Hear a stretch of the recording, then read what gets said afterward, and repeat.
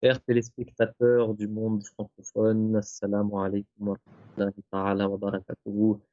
Que la paix et les bénédictions d'Allah soient sur vous tous. Bienvenue à un nouvel épisode d'Omar répond en direct. Vous connaissez le principe de l'émission. Vous avez la possibilité de nous envoyer vos questions sur le chat français, sur le chat de notre direct. Puis nous distribuerons vos questions à travers nos intervenants ici présents. Avant de présenter nos intervenants, je voudrais dire certaines choses déjà. Premièrement, c'est le début du Ramadan et un Ramzan Mubarak à tout le monde.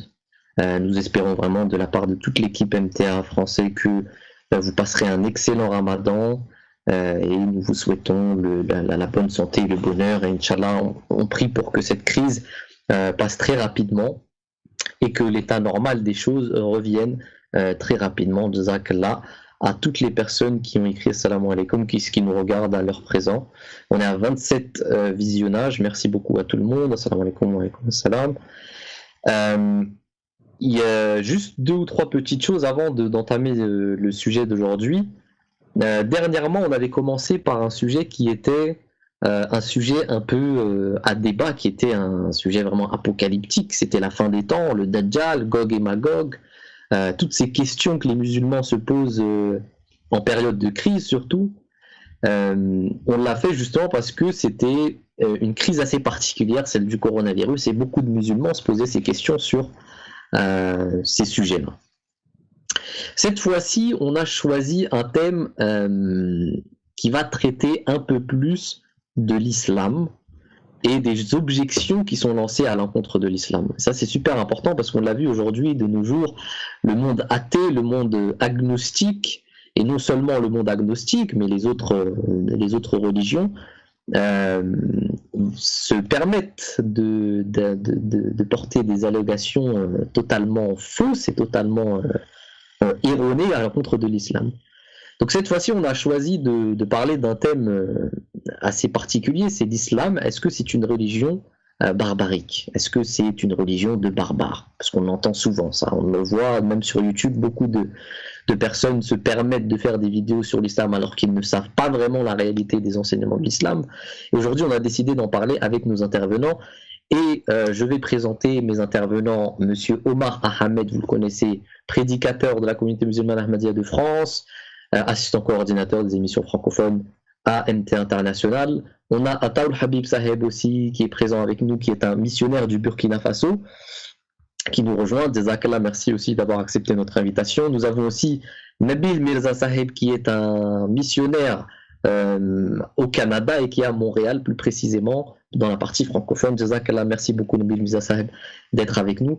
On va rester avec Nabil Mirza Saheb parce que c'est le but. C'est aujourd'hui le sujet, on l'a choisi à cause justement d'un article qui a été publié au Canada, je crois. Et je vais laisser la parole à Nabil Mirza Saheb pour qu'il nous en dise qu'il nous donne davantage de précision à ce sujet. Nabil Mirza Saheb. Oui, assalamu alaikum wa rahmatullah, a'udhu billahi minash shaitanir rajim, bismillahir rahmanir rahim. Donc c'est vrai, comme vous l'avez dit, que dernièrement, dans nos émissions précédentes, on a plus parlé sur la fin du monde, le Dajjal, etc. Et on avait reçu plusieurs questions de la part de nos frères musulmans. Mais en ce moment, on se tourne vers vraiment les allégations, les accusations contre l'islam. Et c'est aussi l'un des travaux de la communauté musulmane Ahmadiyya. C'est vraiment de présenter les vrais enseignements de l'islam. Et le Messie promis, l'imam al-Mahdi, était venu pour montrer ce visage de l'islam qui était caché. Et malheureusement, comme vous l'avez dit, que souvent, c'est la négativité qui prend le dessus et c'est ce que les gens ils veulent voir et puis c'est ce que les gens propagent. Malheureusement, et lorsque quelqu'un essaye de vraiment montrer un message de paix, surtout de l'islam, il y a toujours certaines personnes qui vont venir ramener à chaque fois les mêmes accusations, les mêmes allégations. Donc récemment, il y a eu un article ici au Québec, on a eu la chance en fait de parler du Ramadan. C'était un article du Devoir qui avait été écrit et puis c'était en fait une initiative que la communauté musulmane Ahmadiyya avait lancée dans cette période de confinement, de distanciation sociale. C'était vraiment de rassembler des gens même au sein de ce confinement. et le ramadan serait donc un moyen de rassembler les gens, et puis c'était un ramadan virtuel, donc on avait pensé qu'on allait donc rassembler des gens au niveau virtuel, donc comme vous savez que le mois du ramadan c'est un mois à travers lequel on se tourne vers les mosquées, les gens veulent apprendre davantage sur le Saint-Coran, donc on avait lancé cette initiative. Et alhamdoulilah, c'était une très bonne initiative, et puis on a eu plus de 500 non-musulmans qui sont participés au niveau virtuel durant sur le premier ramadan le 25 avril. Mais malheureusement, cet article, il a eu aussi beaucoup de commentaires négatifs, malheureusement.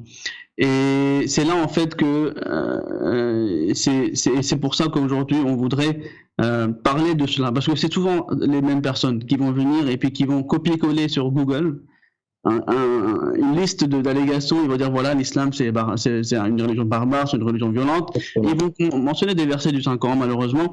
Donc je pense que effectivement, on va en reparler. D'ailleurs, c'est juste pour revenir sur ce que vous avez dit, c'est toujours les mêmes personnes qui entendent des choses sur Internet, sur YouTube, qui regardent des vidéos, et notamment en ce moment, on a des personnes qui élèvent la voix, qui ont le courage justement de parler à l'encontre de l'islam, et d'ailleurs ils en ont le droit. Mais qui disent des choses parfois qui sont même blasphématoires.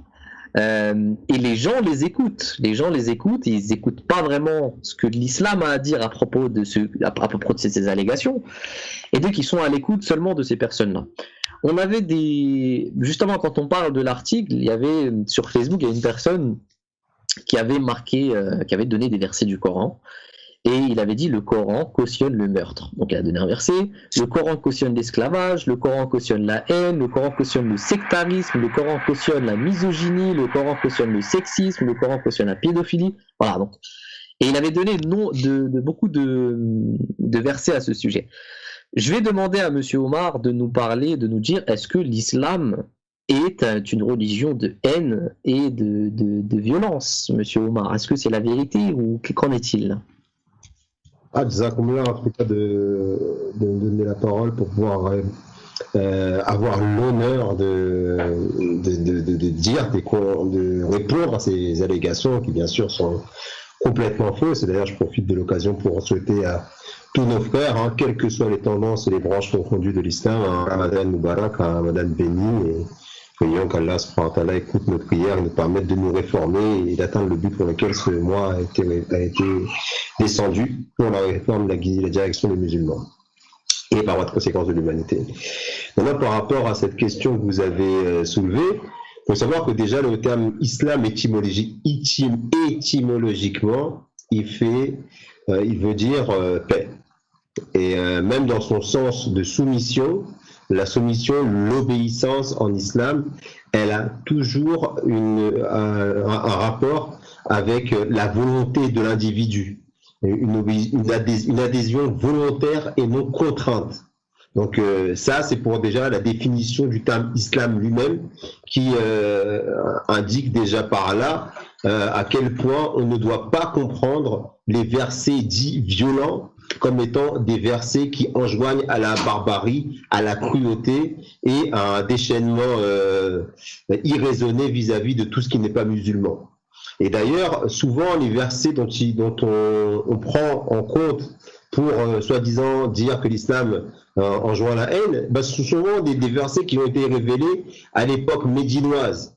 Et on sait que l'époque médinoise correspond à cette époque où les musulmans sont sortis d'une période de persécution et de torture terrible qui a vu la mort des proches du Saint-Prophète Mohammed comme sa femme Khadija anha, ou son oncle qui sont morts des suites d'un boycott de 3 ans par les Mécois, et non content justement de les persécuter, alors qu'ils ont quitté, ils ont été bannis justement de la Mecque parce qu'ils ne voulaient pas revenir aux religions de leurs compatriotes mécois, eh bien les musulmans ont été contraints et forcés à prendre les armes. Et tous les versets dont il est question, où on voit une certaine fermeté, une certaine combativité qui est enjointe aux musulmans, doivent être compris dans un contexte de guerre et de guerre qui leur est imposée. Aujourd'hui, les versets qui sont utilisés pour dire voilà, l'islam c'est une religion de haine, c'est une religion de guerre, c'est une religion de violence, c'est comme si aujourd'hui vous preniez la guerre 14-18 ou 39-45 et vous preniez les rapports liés à cette guerre-là pour dire regardez comment les Occidentaux sont des barbares. On va pas dire quand vous êtes en guerre contre quelqu'un qui veut vous tuer, soyez gentil avec eux, tordez l'autre joue, laissez-vous tuer. On demande dans ces cas-là justement à réveiller la bravoure, à réveiller la combativité, à réveiller la fermeté. Et c'est dans ce contexte-là qu'on doit comprendre les versets qui sont utilisés de manière très perfide, très sournoise, très malhonnête. Qu'il y a dans le Saint-Coran. Donc c'est pour cette question de la haine, voilà ce qu'on peut dire pour commencer. Là, monsieur Omar, merci beaucoup. On est fatigué aujourd'hui, hein. C'est le ramadan, on jeûne, hein, il reste à peu près 1 heure, on a faim. Pour la France, hein, parce que je sais que Nabil il est au Canada, monsieur Atal Habib est au Burkina Faso, donc il y a des changements, il y a un décalage. Mais ici on est fatigué. On est à 56 visionnages pour l'instant, c'est un peu moins, c'est d'ailleurs un peu moins que la dernière fois. Et je demanderai vraiment à tous les téléspectateurs de partager le lien, continuer à le partager dans vos alentours. C'est vrai qu'il y a eu aussi des dars de Murabbi Sahib juste avant. Et les gens ont probablement suivi les dars de Murabbi Sahib qui sont d'ailleurs très intéressants durant ce mois de Ramadan. Mais à partir de maintenant, juste pour précision, les lives qui auront lieu les lundis et jeudis, ces lives auront lieu à 19h45. Donc tout juste après le dars de Murabbi Sahib, on va même essayer de commencer à 19h35 si possible, tout juste après les dars de Murabbi Sahib. On vous invite à nous rejoindre directement après. On va passer directement aux questions. Ataoul Habib Sahib, on a une question qui est intéressante et d'ailleurs je voulais vous poser cette question, mais vu que la personne elle a posé cette question qui était conforme à la mienne, je vais vous la poser. C'est Action 314 qui dit le gouverneur musulman doit-il idéalement couper la main des voleurs, fouetter les fornicateurs, etc. Alors ça c'est une question super importante parce que c'est une question qui est très mal comprise, encore une fois, non seulement chez les non-musulmans mais chez les musulmans eux-mêmes. Qu'en est-il en réalité de toutes ces punitions corporelles, de tous ces châtiments? Est-ce que ça doit s'appliquer au jour d'aujourd'hui ou est-ce que c'était une religion, un enseignement qui était antécédent? Qu'est-ce que vous pouvez nous dire par rapport à ça, M. Atal Habib Sahib? Assalamu alaikum wa rahmatullahi wa barakatuh. Tout d'abord, je souhaite un beau Ramadan, qu'Allah exauce les prières et le jeûne de tous ceux qui sont en train de faire les efforts pour chercher le plaisir d'Allah. Un bon Ramadan à tout le monde. Amen. Quant à votre question, pourquoi il y a des punitions dans l'islam? D'abord, c'est ça la question. Mais vous voyez, dans chaque État, il y a le code pénal. Est-ce qu'il y a un État dans le monde qui est sans la Constitution, qui est régi par certaines punitions, certaines récompenses? Chaque État, je ne trouve pas à ma connaissance, il n'y a pas un État sans loi. Ce n'est pas un État. Bien vrai, l'islam, c'est une idéologie qui nous amène vers Dieu, mais lorsque l'islam crée une société, et lorsque l'islam crée une civilisation, lorsque l'islam est dominant et que les musulmans sont, comme on dit, majoritairement dans un pays et que les dirigeants sont des musulmans et ils veulent appliquer la loi islamique. Donc s'il n'y avait pas la loi, on allait dire où est la loi. Mais comme il y a la loi, cette loi est pour nous, et comment on doit appliquer, c'est ça la question. Je pense une de mes interventions lors des émissions précédentes, j'avais expliqué en bref à propos de la charia. Mais comprenons également que la Bible aussi donne la loi. C'est-à-dire que si vous lisez le Torah, surtout les 5 premiers livres, Genèse, Lévitique, Nombre, Exode, Deutéronome, vous lisez et vous comparez l'intensité et la gravité des commandements, surtout des punitions par rapport aux enseignements bibliques et par rapport aux enseignements coraniques. Et là, comme on dit, on peut voir l'islam et à quel point clément et miséricordieux envers nous par rapport aux enseignements bibliques. Donc, comme je disais, il a précisé l'exemple, dans son exemple, il a parlé des voleurs ou bien des fornicateurs. À propos des fornicateurs, la Bible nous dit quoi? Lapidation. Lisez Lévitique chapitre 20. Mais l'islam ne nous dit pas de lapidation. Certainement, il y a certains marabouts qui propagent à la lumière de certains hadiths, comme je dis, mais ces hadiths sont avant la descente de Surat An-Nur, qui nous explique le foi. Mais comme il y a un autre aspect, il faut d'abord que je vous explique un autre aspect. Voyez, si dans la classe, un maître, un professeur, il commence à punir ses élèves de n'importe quelle manière, sans leur donner le cours, sans leur expliquer, sans créer, comme on a dit, une atmosphère d'enseignement. C'est juste le jour de l'examen, il ne vient pas le jour qu'il doit dispenser ses cours. C'est-à-dire qu'il ne donne pas, il ne les enseigne pas, il ne les explique pas. Mais lorsque le jour de l'examen est fixé, il vient, il commence à les élèves, ils ont échoué, et bien il commence à les blâmer. Ça, tout le monde va dire que ça, c'est pas de la sagesse. Donc, si l'islam, comme on a dit, explique certaines punitions, d'abord l'islam crée cette société. L'islam d'abord donne l'enseignement pour établir une société harmonieuse, là où la paix va régner. L'islam dit qu'il faut enseigner. Si l'islam dit couper la main des voleurs, d'abord ça aussi, comme je dis, au fil du temps, on va discuter, que veut dire le mot sarik. Parce que là-bas, l'article définitif est utilisé. As-sarik ou as-sarikatu. C'est le voleur qui a l'habitude de couper, qui a l'habitude de voler. Chaque personne, ça dit que chaque moment, il est là, il vole. Et certains ne peuvent pas être d'accord. Voilà, non, il faut moins, il faut une punition. Comme on dit, ça c'est sévère. Mais si c'est chez lui, on va voler une fois, deux fois, comme on dit, 2 000 euros, 3 000 euros, 10 000 euros, 50 000 euros. Après lui-même, il va dire que non, maintenant on peut couper sa main. Parce que lorsque l'homme souffre, donc le mot as-sarik, le verset dont il est en train de parler, là-bas l'article définitif est utilisé. Comme en français on dit la ou bien l'eau. En arabe, al. C'est le même mot qui a changé la place. Par exemple, dans la langue arabe, on dit al, alif lam, et en français, on dit la ou bien l'eau. C'est-à-dire que l'âme est devenue première, alif a suivi après. C'est la même chose, l'article définitif qui est utilisé. Donc, pour vous dire que l'islam n'est pas l'ennemi de l'homme. Non, l'islam est venu pour nous civiliser. Certainement, si les hommes sont en train de vivre, s'il y a cas d'infraction, lorsqu'il y a cas de vol, cas de fornication, cas de malhonnêteté, cas de tromperie, qu'est-ce qu'il faut? Donc, ceux qui critiquent, il faut qu'ils nous présentent alternative. Qu'est-ce qu'on doit faire? La Bible, vous avez la Bible. Donc, mais ça, on sait déjà qu'est-ce que la Bible. Maintenant, s'ils ont comme on dit, s'ils veulent nous proposer, modifier au sein de l'islam, qu'on va faire telle punition, là, on peut discuter à la suite de leur proposition. Voilà, en bref, pour le moment, je voulais juste vous dire par rapport à ça. Merci beaucoup, Habib Saheb. C'est vrai que c'est une réponse, hein, c'est une réflexion à se faire. On est toujours à 62 visionnages. Continuez à partager l'émission, continuez à nous suivre, à vous abonner, toutes les personnes qui sont nouvelles ici.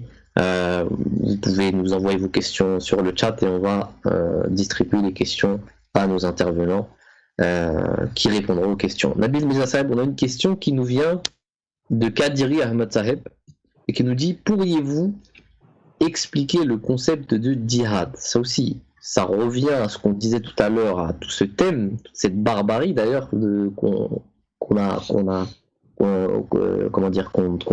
imagine à propos de l'islam. Elle vient non seulement de certains enseignements mal compris, mais aussi d'une historique assez lourde de guerre et de djihad. On a vu aussi le mot djihad, on en avait parlé, je crois, dans une précédente émission. Est-ce que vous pouvez nous dire ce que c'est que le djihad? Comment est-ce qu'on explique le concept de djihad? Oui, c'est vrai que c'est une question très très importante, hein. C'est un concept qui est vraiment très mal compris aujourd'hui, et malheureusement, il faut aussi le dire, hein, qu'il y a certains musulmans qui cautionnent cela, hein, qui parlent de djihad, qu'il faut aller et puis combattre les kuffars, etc.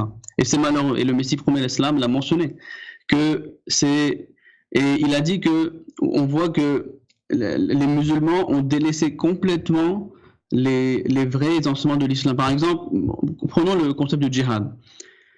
Les musulmans, ils étaient, parce qu'il faut aussi connaître l'histoire et ce qui se passait, comment et quel était le premier verset qui avait été révélé à propos du djihad. Et quand on a tout ce concept-là devant nous, vous verrez que ça va être très clair. On a les musulmans qui vivent à la Mecque. Le prophète Mohammed, que la paix soit sur lui, donc il commence à propager son message et il fait face à une hostilité. Il était peu nombreux et lorsqu'il vous ramenez un message qui est contre la majorité de l'époque, c'est normal, vous allez subir de la persécution. Et à la Mecque, les musulmans ont subi 13 longues années de persécution. Ils n'avaient pas la liberté de religion, ils n'avaient pas la liberté de conscience. S'ils voulaient prier, ils priaient en cachette. Les sahaba, les compagnons, ils étaient persécutés. Il y en a beaucoup qui ont été assassinés. Il y a des mères qui ont été assassinées devant leurs fils. Il y a des pères qui ont été assassinés. Donc il y a eu beaucoup de persécutions, beaucoup de sang a été écoulé. Mais même dans ce moment-là, Allah n'a pas ordonné aux musulmans de se défendre. Il a dit vous faites montre de patience. Et il y a même des hadiths où des compagnons ont demandé au prophète sallallahu alayhi wa sallam pourquoi on ne peut pas répondre. Il a dit non, Allah ne m'a pas ordonné, on ne va rien faire. Donc lorsque il y a eu toute ces longues années de persécution, et les musulmans durant ces 13 longues années, qu'est-ce qu'ils faisaient? Ils propageaient le message de l'islam avec la paix et l'harmonie. Et c'est pour cela que quelles étaient les personnes qui avaient accepté l'islam? C'était des esclaves, des femmes, des enfants. Et on voit que lorsque cette persécution a atteint son apogée, lorsque on était vraiment en train, on voulait vraiment même assassiner, il y avait même des gens qui voulaient assassiner le prophète Muhammad sallallahu alayhi wa sallam, c'est là que Allah a ordonné au prophète de l'islam de migrer vers Médine. Donc même là, ils n'ont pas répondu, ils ont dit vous quittez ce lieu, vous n'allez pas répondre. Ils ont quitté ce lieu, ils sont arrivés à Médine. Même là, les Mécois ont pourchassé les musulmans jusqu'à Médine.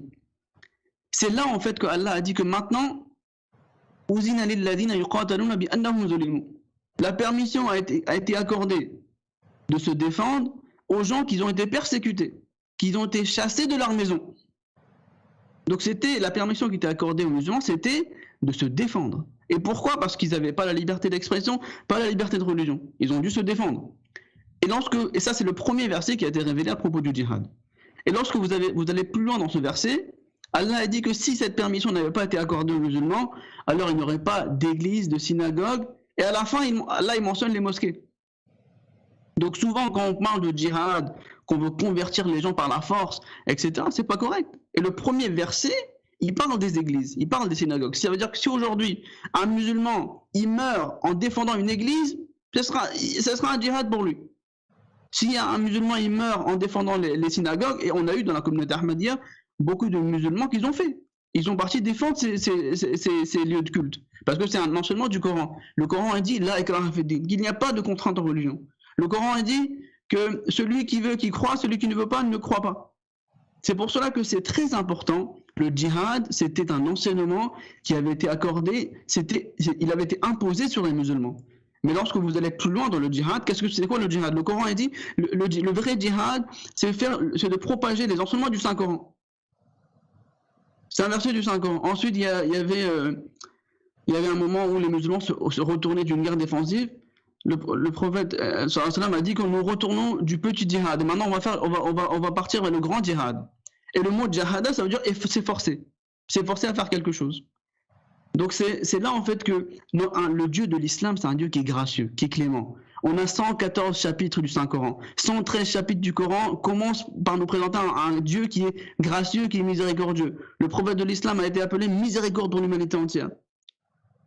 Donc il faut savoir que toutes ces choses-là, le djihad, c'était quelque chose qui avait été imposé sur le monde, c'était imposé sur les musulmans, et les musulmans ont dû se défendre pour la liberté de religion, pour la liberté de conscience. Aujourd'hui, on est en France, on est au Canada, on est dans nos pays occidentaux où l'on a cette liberté de religion, liberté de conscience. Et c'est pour cela que nous profitons, et nous sommes même, je pense, chanceux d'être ici au Canada, par exemple, les musulmans ahmadis.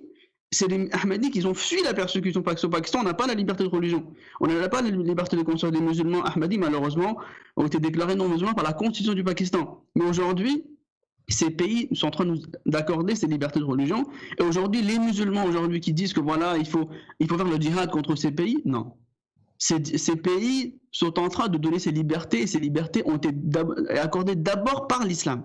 C'est l'islam qui a accordé ces libertés de religion, de conscience d'abord. Et on voit qu'aujourd'hui, donc encore une fois, l'islam, c'est pas le djihad, a été imposé, et l'islam n'encourage pas le djihad qui est violent. Exactement, merci beaucoup Nabil Mirza Saheb qui nous rejoint du Canada, merci beaucoup pour vos réponses et c'est vrai que c'est totalement vrai, tout ce que vous venez de dire, et d'ailleurs ça répond à une autre question d'une personne qui a dit est-ce que l'islam s'est propagé par l'épée? Donc évidemment non, ça ne s'est pas propagé par l'épée, même si c'est une question un peu différente, mais on va quand même rentrer dans cette question un peu plus tard. On a une question, monsieur Omar, du Jewelry 3D qui nous dit attendez-vous un nouveau Mahdi? Ou bien considérez-vous qu'il est déjà venu en la personne de votre fondateur?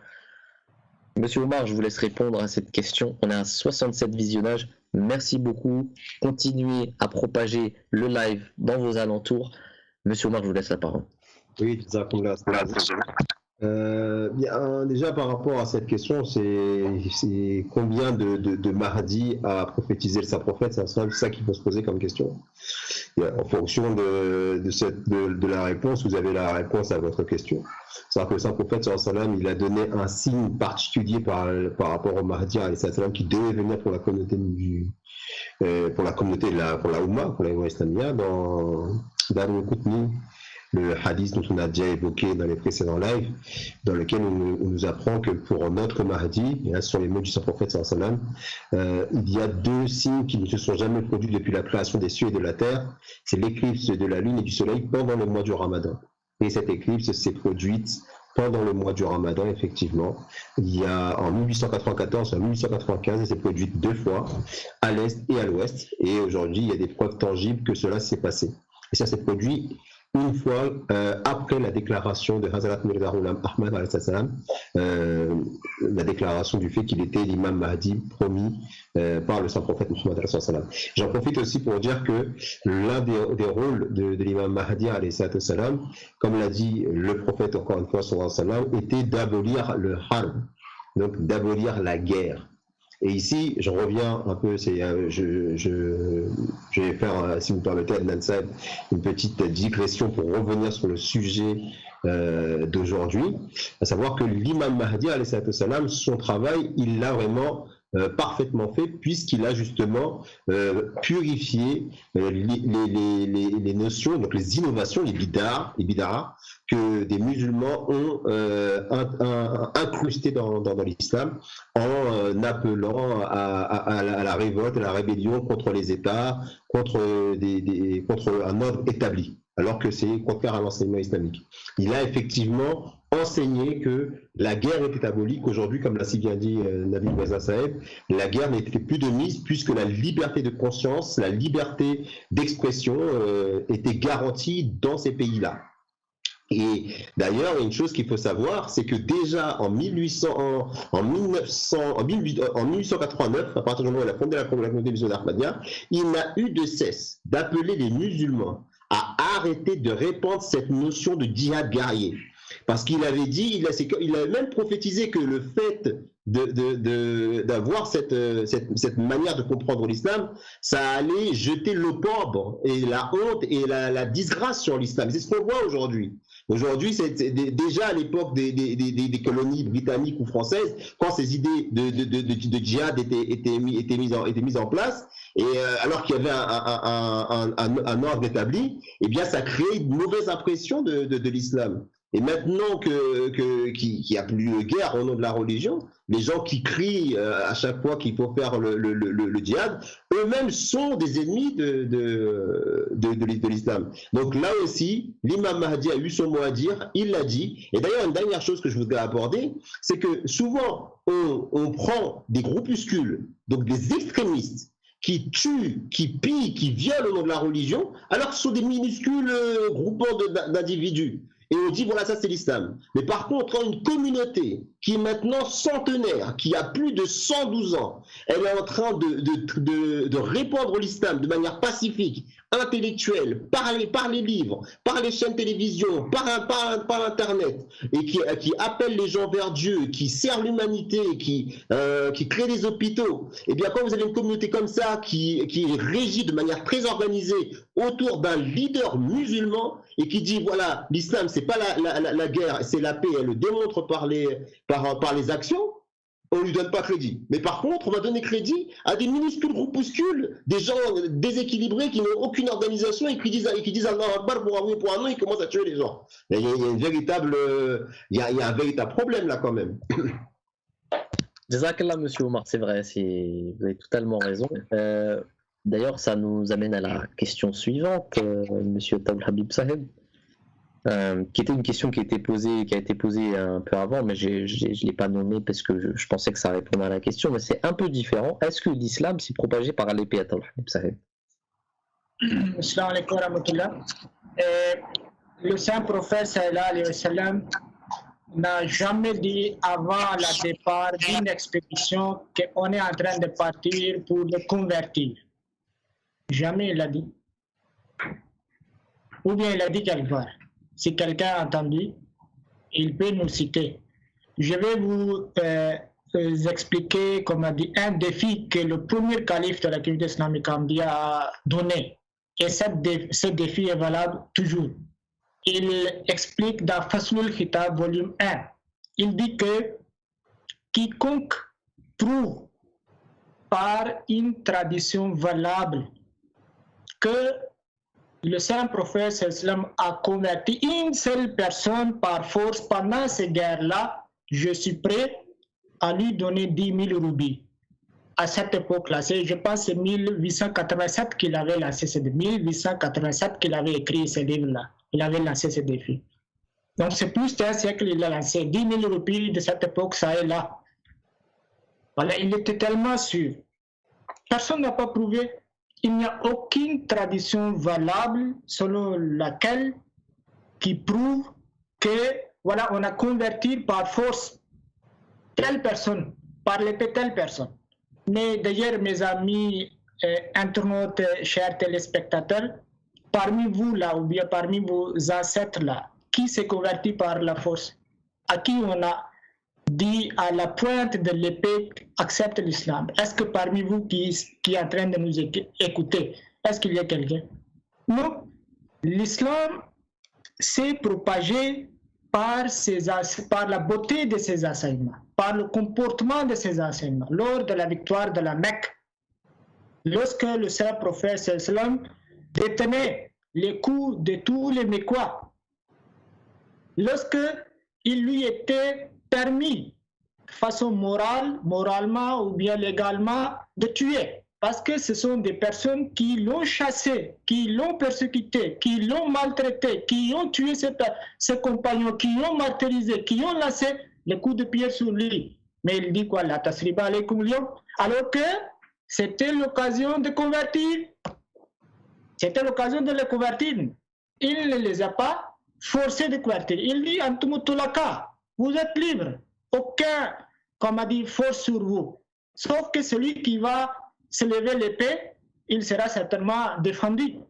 Donc l'islam, monsieur Grand, regardez, le problème c'est en effet le contraire. C'est-à-dire que c'est les Mécois qui forçaient le prophète et ses compagnons, qui utilisaient leur force pour qu'ils abandonnent leur religion, pour qu'ils renoncent à leur foi. Le Saint-Coran dit hatta yaruddukum anin dinikum in istata'u. C'est-à-dire c'est eux qui étaient en train d'utiliser leur force pour que les musulmans abandonnent leur religion. Et toute la période de la Mecque et toutes les guerres défensives sont témoins de ça. Mais on dit que non, l'islam a pas fait. Ça dit que c'est carrément au contraire, ça dépasse le raisonnement même. Je ne sais pas d'où ils lisent ceux qui font cette critique-là. D'où, c'est-à-dire quelles sont leurs sources. Il faut qu'ils nous expliquent quelles sont vos sources là. Et c'est-à-dire que les sources nous disent qu'eux-mêmes étaient l'objet de la persécution. Donc l'islam s'est propagé par la beauté de ses enseignements. Et c'est en train de se propager. Inch'Allah, l'islam va prendre de l'ampleur, la victoire sur le monde en gagnant le cœur des gens, pas, comme a dit, pas par l'épée. Notre slogan est l'amour pour tous. On va, Inch'Allah, régner sur le cœur des gens. Voilà, bref. Inch'Allah, Jazakallah. Attends, c'est vrai que c'est une question à se poser. Hein. Si vraiment l'islam s'était répandu par l'épée, quand il y a eu la paix, ces personnes qui ont été reconverties par l'épée, elles auraient dû se reconvertir dans leur religion précédente. Et même au jour d'aujourd'hui, on n'a aucun témoignage d'un certain, je sais pas moi, une certaine tribu qui puisse nous dire qu'on a été contraint d'accepter l'islam. Donc c'est une bonne réflexion à se faire, en plus de tous les enseignements. Nabil Mirza Saheb, on a une question, mais avant de vous poser cette question, je vais rappeler aux téléspectateurs, Jazakallah, déjà, merci beaucoup d'être ici, d'être présent avec nous, de nous regarder, de poser des questions, continuez à poser vos questions, il n'y a absolument pas de souci que ça soit en thème ou non avec l'émission, vous pouvez continuer à nous poser vos questions, et surtout partager le lien de l'émission, c'est super important, parmi votre entourage.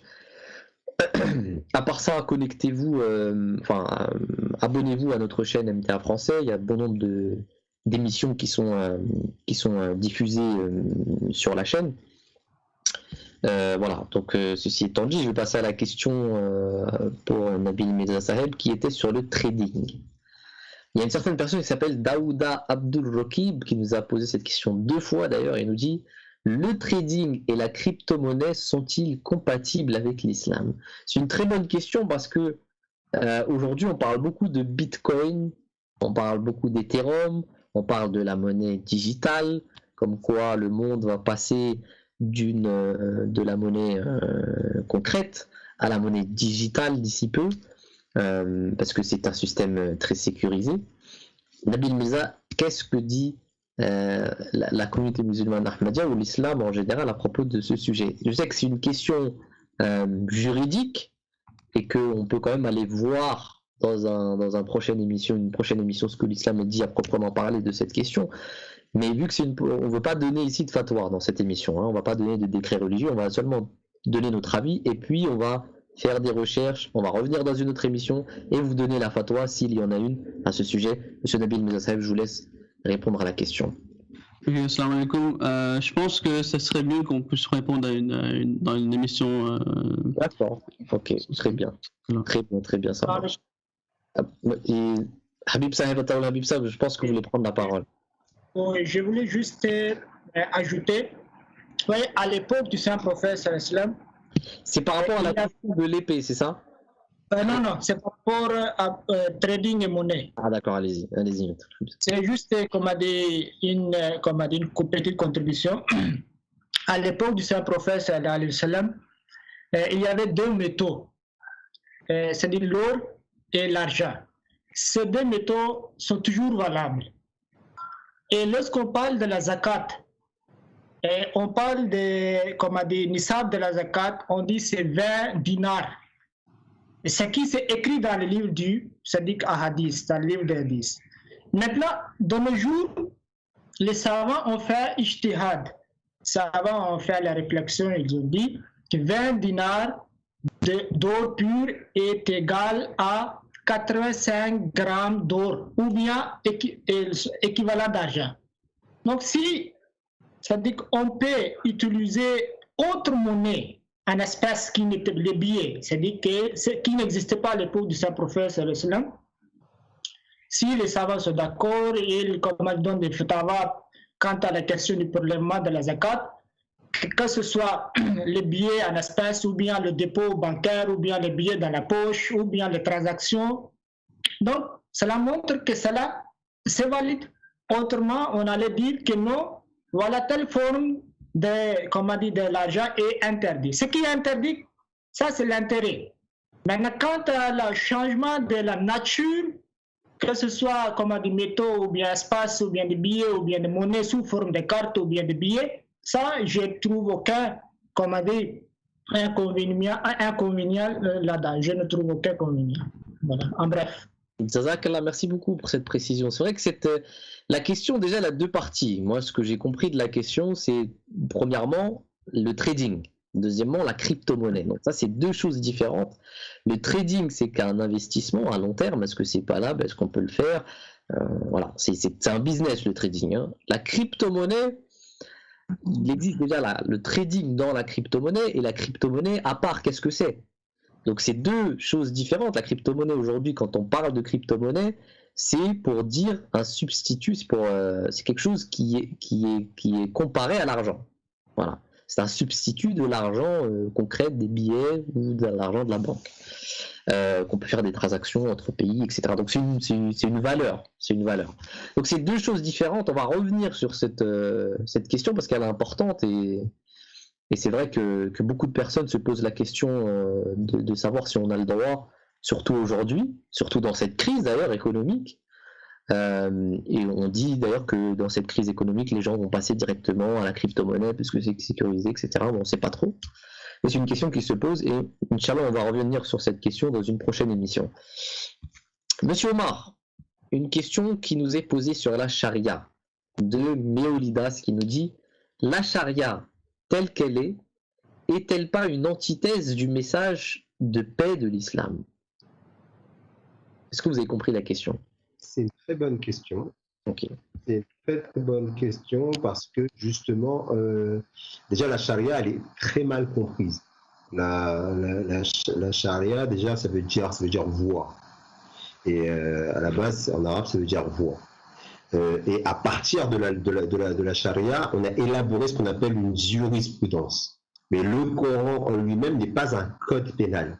C'est un livre de principes qui a pour but premier la réforme morale et spirituelle de l'individu. Et comme l'a dit Habib Saab dans l'une des questions auxquelles il avait répondu, c'est seulement et seulement si l'islam se retrouve en position de gouverner un pays, même si ce n'est pas le but, mais c'est arrivé dans le temps, et comme ça concerne les pour la fin notamment, et bien que la charia islamique peut prendre la forme d'un corpus législatif.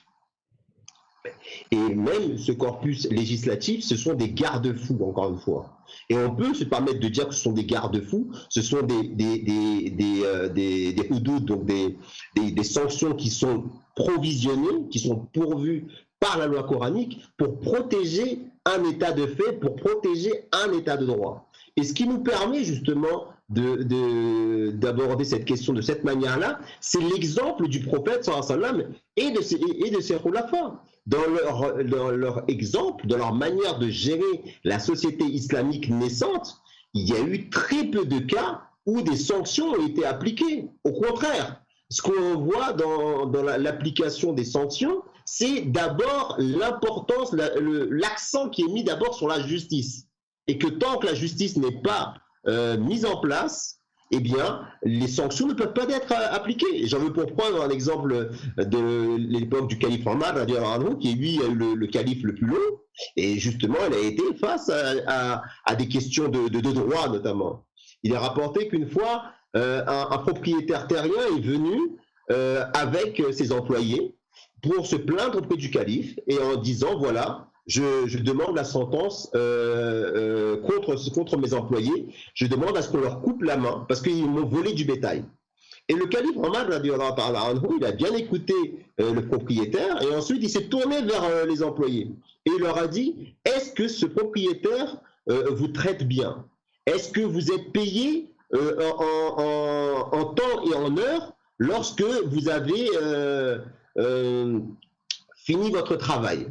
Et là, les employés en ont profité pour sortir toutes leurs doléances contre le propriétaire.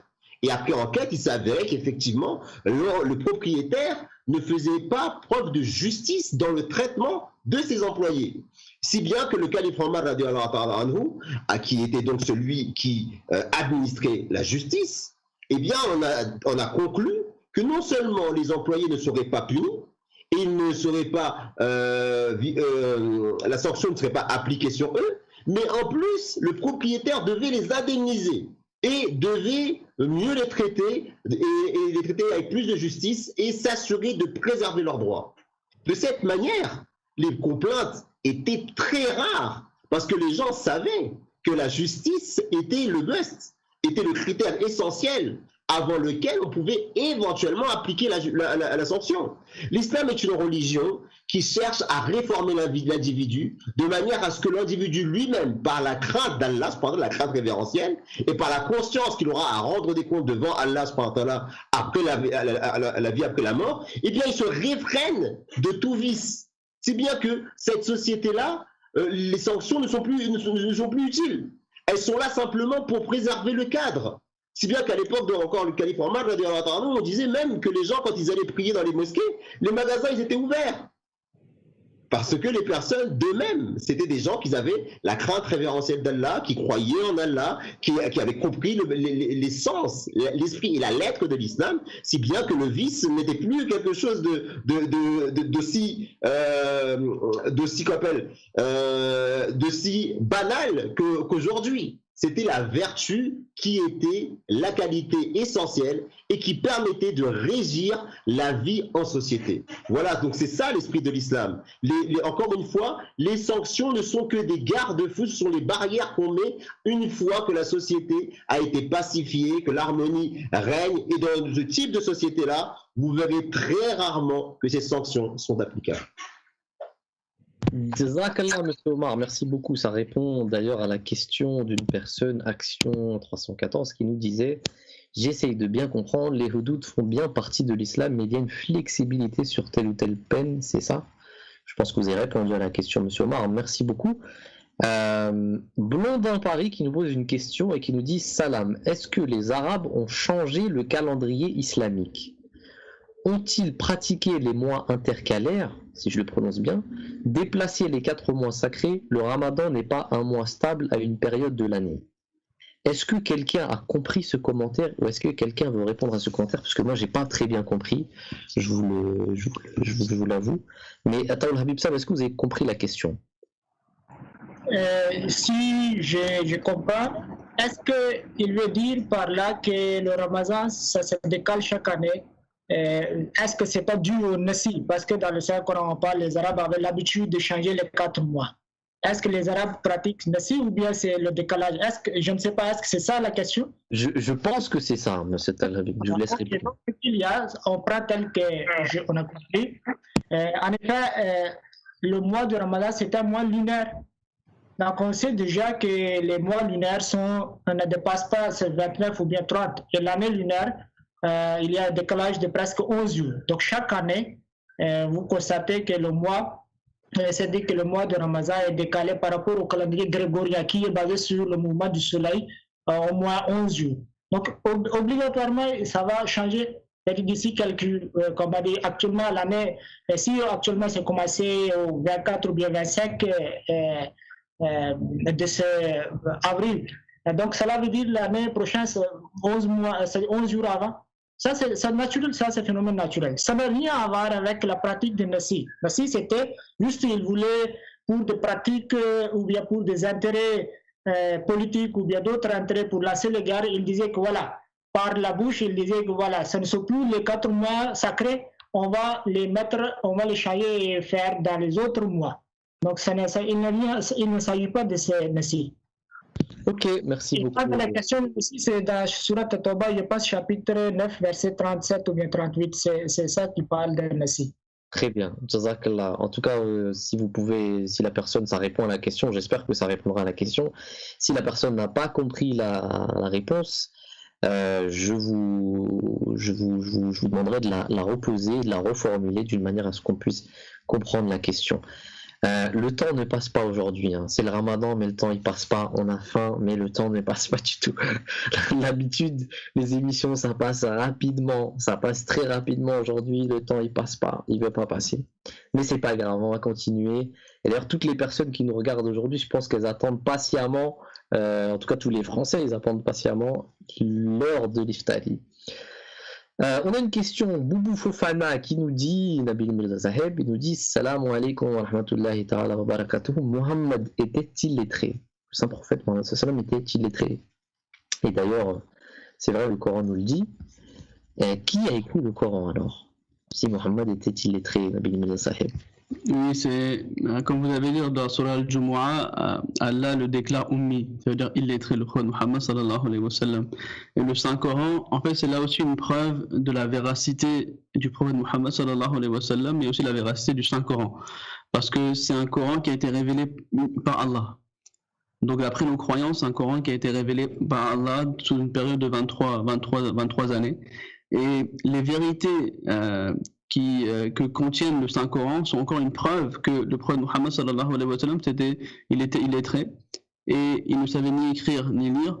Et après, c'est vrai qu'il y a des débats sur le fait que voilà, comment il a pu signer sur le traité de Hudaybiyah, etc. Mais il faut savoir que quand vous avez l'habitude de signer, et puis au bout d'un moment, vous savez comment signer, etc. Mais c'est juste une preuve en fait de la grandeur du Saint-Coran, que c'est vraiment la parole divine, et c'est la parole divine, et c'est le seul livre qui est aujourd'hui intact, qui n'a pas été changé depuis qu'il a été révélé sur le Saint-Coran. Et lorsque vous regardez le Saint-Coran, il y a tellement de vérité. Par exemple, on parle de la science, il y a le Big Bang qui a été mentionné, il y a l'ADN de l'être humain qui a été mentionné, il y a tellement de choses qui ont été mentionnées que quelqu'un qui habitait à l'époque du prophète Mohammed n'aurait pas pu connaître ces choses-là. Donc c'est vraiment, encore une fois, c'est les paroles d'Allah, c'est les paroles de Dieu, et c'est aujourd'hui, et juste pour revenir sur le Ramadan aussi, le Ramadan, c'est étroitement lié avec le Saint-Coran, parce que la révélation du Saint-Coran avait commencé pendant le mois du Ramadan, et pendant le mois du Ramadan, le prophète Muhammad sallallahu alayhi wa sallam, il répétait le Saint-Coran avec l'ange Gabriel. Donc c'est pour cela qu'aujourd'hui, dans ce mois du Ramadan, les musulmans se tournent vraiment sur le Saint-Coran, la traduction, et aussi comprendre davantage la parole divine.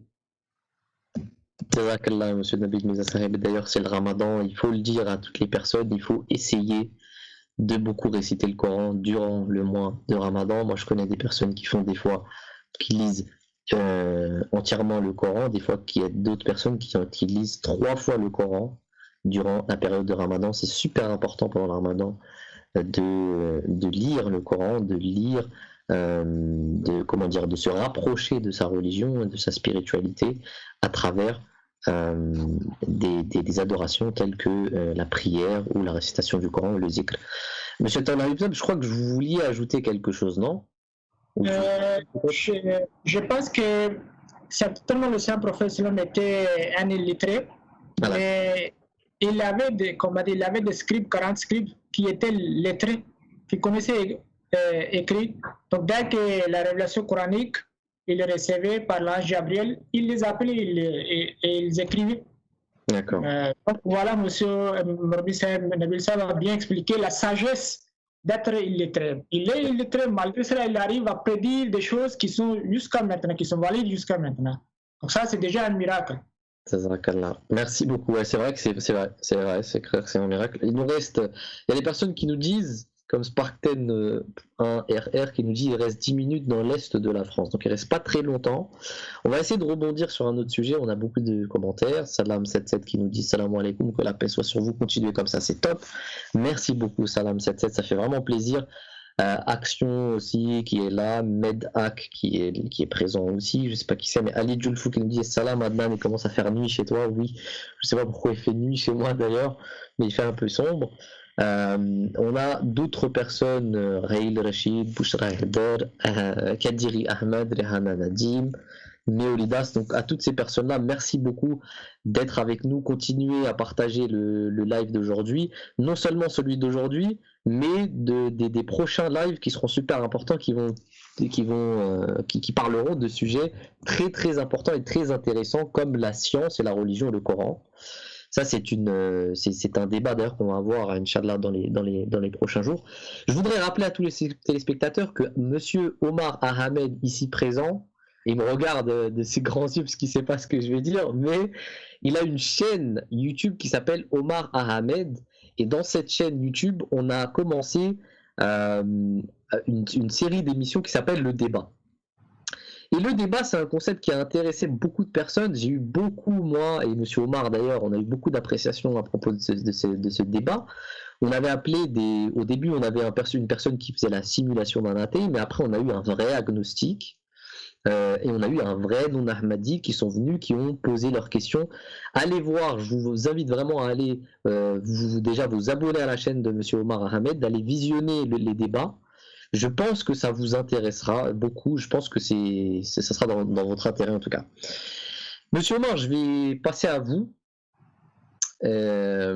parce que le thème d'aujourd'hui c'était la barbarie, mais cette personne d'ailleurs qui avait commenté dans un article, dans l'article qui a été écrit dans Le Devoir, si je ne me trompe pas, Nabil Mirza Saheb, la personne elle avait aussi porté l'allégation sur la misogynie. L'islam est une religion misogyne et sexiste. Pourquoi est-ce qu'on a cette impression? Pourquoi est-ce que les personnes, même sur YouTube, on a beaucoup de personnes qui disent que l'islam est une religion qui soumet la femme à l'homme et qui est donc misogyne? Monsieur Omar, pourquoi en est-il le cas? Ok, merci de poser cette question. C'est une question qui est récurrente et qui est, encore une fois, bon, je me répète, c'est vrai, mais oui, il n'y a que ça qu'on peut dire, qu'elle est très mal comprise, l'enseignement concernant la femme en islam. Et souvent, pourquoi les gens se permettent de faire de telles allégations, c'est parce qu'ils disent, regardez les pays musulmans, regardez comment mon voisin musulman, comment il se comporte avec sa femme et tout. Ils disaient les reportages qu'on va voir sur Envoyé spécial, on va décrire des monstres, des gens qui brûlent leurs filles vivantes et tout, parce que voilà, ils voulaient pas qu'ils se marient en dehors de la famille, des choses de ce genre. Donc on est dans le sensationnel et on prend des faits divers pour une généralité. Ah, déjà, c'est faire insulte à une civilisation qui a maintenant pratiquement 1500 ans. Et c'est comme si vous, aujourd'hui, vous commencez à analyser le marxisme, la pensée de Marx, un philosophe reconnu, respecté, en disant, voilà, j'ai tout compris le marxisme parce que j'ai analysé et j'ai observé le stalinisme. Et je comprends le marxisme comme étant la pratique des gens qu'on envoyait dans les goulags en Sibérie par Staline. Une personne qui ferait une telle étude, on dirait que son étude elle est biaisée et que c'est une personne qui est contre déjà le communisme et il a voulu défendre contre le marxisme et qu'il a voulu défoncer le marxisme en se basant sur des personnes qui à partir d'une idéologie ont dévié. Eh bien, ce que nous disons, surtout nous, en tant que communauté musulmane ahmadiyya, c'est que cette époque dont le saint prophète Mohammed avait prédit il y a maintenant près de 1500 ans de cela, on est arrivé. On est dans cette époque où de l'islam, il ne devait rester que le nom, du Coran que le texte, et des savants, et voilà, le Coran que le texte, l'islam que le nom. J'en veux pour preuve. Aujourd'hui, quand on veut défendre l'islam, on nous renvoie quoi? On nous renvoie, voilà, les pays du Golfe et l'Arabie Saoudite. On veut dire, regardez, il n'y a que maintenant que les femmes, elles ont le droit de conduire. Et vous nous dites que vous n'êtes pas misogyne. Après, la question, c'est de se dire, est-ce que l'Arabie Saoudite, aujourd'hui, pratique l'islam tel que le pratiquait le Saint-Prophète Mohammed il y a plus de, maintenant, pratiquement 1500 ans de cela? Et la réponse à cette question, eh bien, on l'aura en revenant à la source, au Coran et à la Sunna. Il y a l'exemple du Saint-Prophète Mohammed.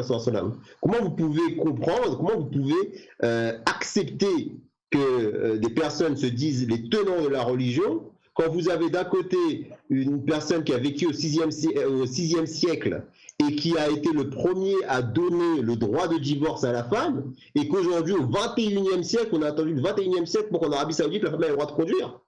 Et on voit bien qu'il y a un problème. Il faut regarder l'original et pas se baser sur la copie.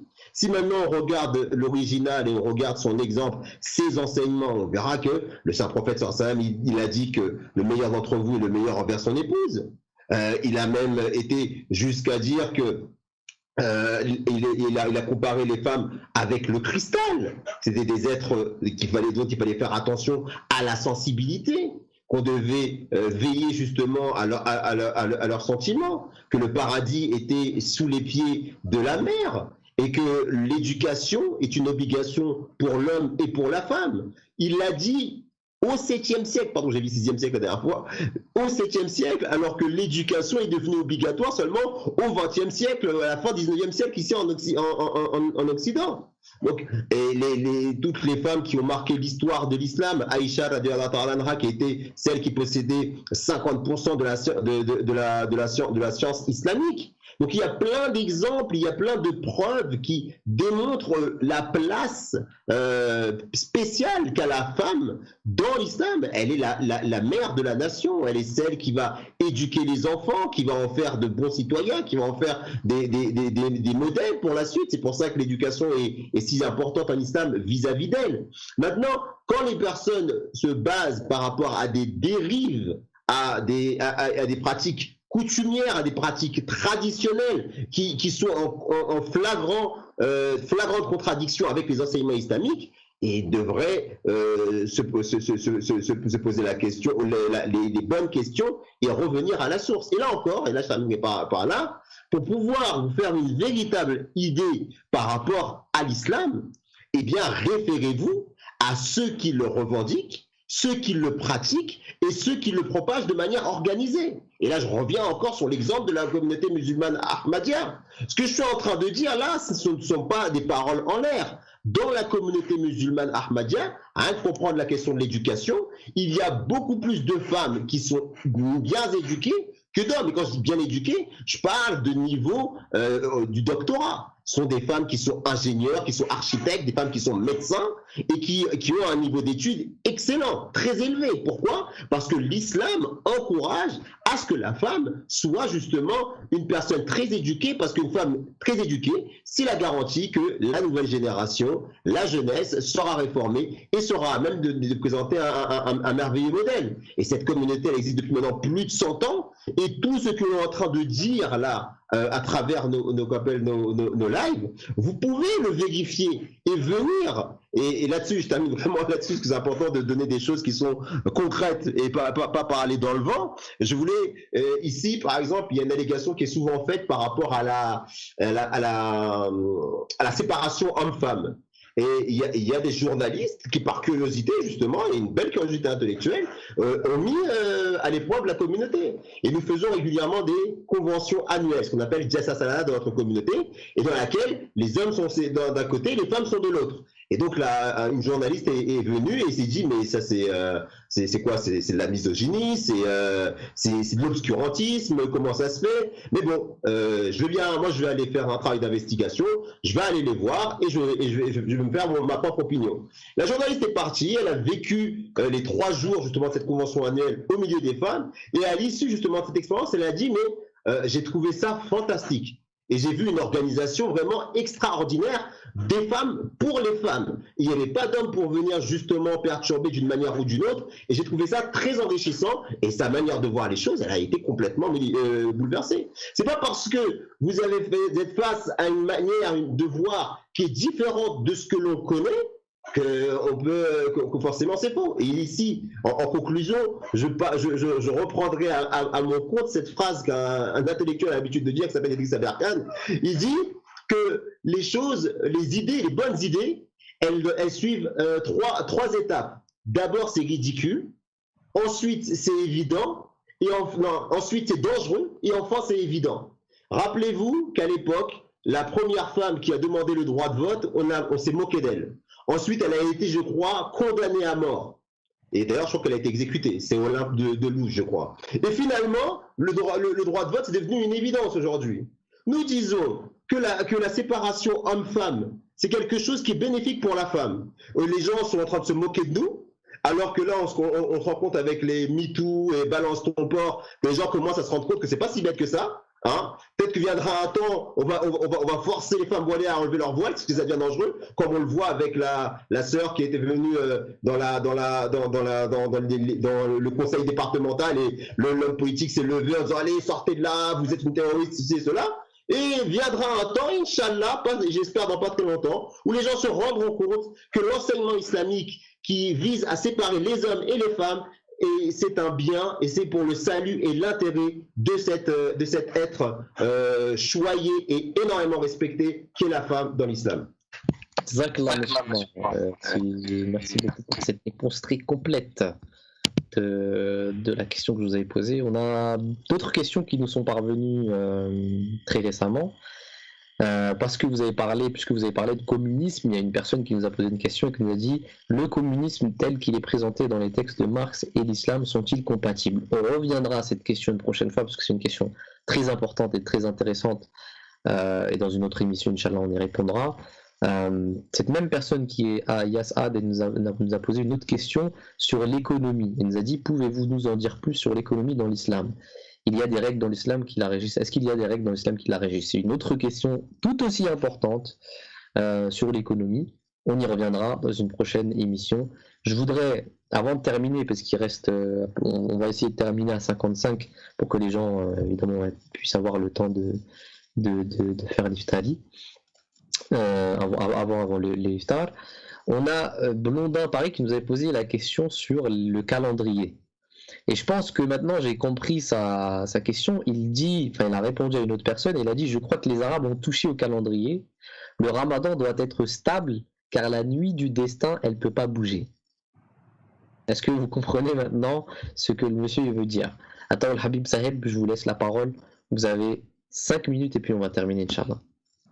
La nuit du destin ne peut pas bouger, ça, et je ne sais pas comment il a tiré cette conclusion. Dans les hadiths du saint prophète islam, il est mentionné qu'on a vu la nuit du destin au 21e du Ramadan, 23e du Ramadan, parce que ça c'est un vaste sujet de la nuit du destin. Le saint prophète islam avait l'habitude de faire l'itikaf, la retraite spirituelle. Une fois il a fait dans la deuxième décade du Ramadan. Et lorsqu'il était sur le point de départ au 20e Ramadan, il a dit que non, moi j'ai vu la nuit du destin qui est dans la dernière décade, donc ceux qui ont fait l'itikaf avec moi, qu'ils continuent à faire, je vais continuer jusqu'à la fin. Donc à partir de ce moment, il a dit de chercher la nuit du destin, qui était la nuit du destin, dans les nuits impaires de la dernière décade. Ça, c'est un hadith. Et il y a un autre hadith qu'il a écouté les rêves de ses compagnons. Et selon ses compagnons, selon les rêves de ses compagnons, ça varie. C'est-à-dire que quelqu'un dit: moi, je rêvais la nuit du destin dans telle nuit. L'autre a dit: moi, je vis dans une autre nuit. Donc, il a dit: dans les 7 derniers jours. C'est ce qu'il a dit. Une fois, il a dit dans les 10 derniers jours, dans les nuits impaires. De l'autre côté, il a dit dans les 7 dernières nuits. Parce que je vois que vos rêves renvoient vers les 7 dernières nuits. Une fois, il a dit qu'il était en train de se prosterner. Il a vu la nuit du destin et il était en train de se prosterner dans l'eau et boue. Les compagnons ont dit que lorsqu'il nous a relaté ce rêve, à ce moment-là, il n'y avait pas de nuage. Mais on a vu, lorsqu'il a fait la prière, qu'il y a un nuage venu, il a tombé la pluie, et lorsque le saint prophète islam était en train de se prosterner, son front était mouillé par le boue, par l'eau et le boue, et son rêve s'est réalisé. Cela veut dire que ça marquait la nuit du destin. Donc la nuit du destin n'est pas stable. La nuit du destin n'est pas stable. Même merci beaucoup. On va passer à une autre question. Il nous reste vraiment 2 minutes, après on va terminer parce qu'il y a une question qui est importante. La nuit du destin, c'est un sujet très vaste. Comme vous l'avez dit, c'est un sujet très vaste. On va revenir à cette question, Inch'Allah, dans une prochaine émission. Il y a LOL pour qui nous dit: le fait de proférer des insultes, de mentir, annule le jeûne. Dois-je interrompre mon jeûne si je mens ou je vole dans cette journée? Attends, Habib Saheb, est-ce qu'on a le droit de... Ok, le saint prophète islam a dit: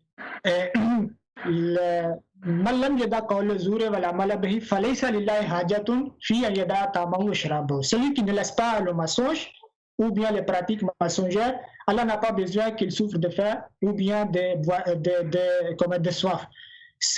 Le jeune a 2 volets, volet physique et volet spirituel. Son volet physique reste à contact, même s'il a menti. Mais son volet spirituel, c'est-à-dire que les bénédictions, ce n'est pas le but du Ramadan. Donc, bien vrai que quelqu'un a menti, cela veut dire que c'est pas qu'il pense que maintenant mon jeûne est invalide à cause de cela, maintenant je peux boire. Non, non, c'est pas le sens. C'est pour dire l'objectif du jeûne. Cela règle la question de taqiyya aussi. ceux qui disent qu'on peut mentir là. Le jeune est venu nous donner la leçon. Quelle leçon? Qu'on ne doit pas mentir. Voilà, en bref, comme je dis que voilà, ça, on peut toujours parler.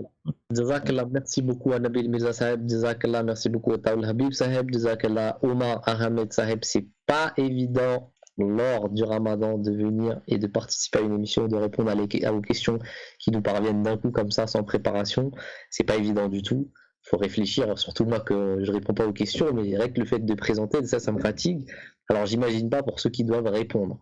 Merci beaucoup à votre participation, d'avoir participé à cette émission. Je rappelle aux téléspectateurs de venir, Inch'Allah, le jeudi prochain à la même heure actuelle. On va essayer de commencer à 19h35 ou 40 ou 45, Inch'Allah ta'ala.